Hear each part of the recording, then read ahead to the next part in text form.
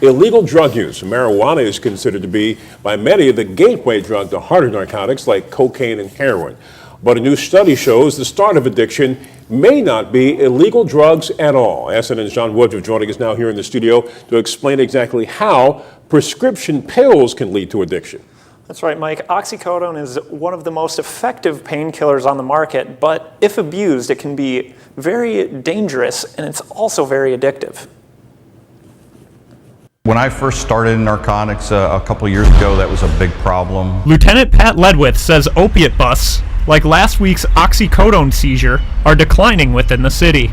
But as prescription pills vanish from the streets, something else can take their place. Some of the remedies that the state of Florida has taken on the pills, I think heroin is probably a little bit more available and less expensive to get for addicts. At First Step Sarasota, PJ Brooks says the crackdown on pill mills and doctor shopping has pushed opiate abusers to street drugs. By cutting off their supply for certain drugs doesn't stop them from having an addictive disorder. A study published in JAMA Psychiatry shows, unlike in the past, most heroin addicts are getting their start with prescribed narcotics like Oxycontin. Once they're addicted, it's not about getting high, it's about they just don't want to go through the withdrawal.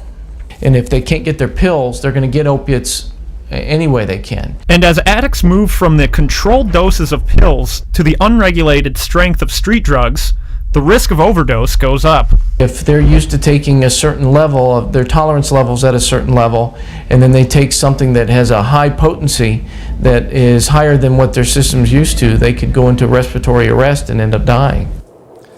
Now, First Step does have a 24-hour direct line, so if you know someone suffering from addiction that can need some help, you can call 941-366-5333. That's a good number to keep handy.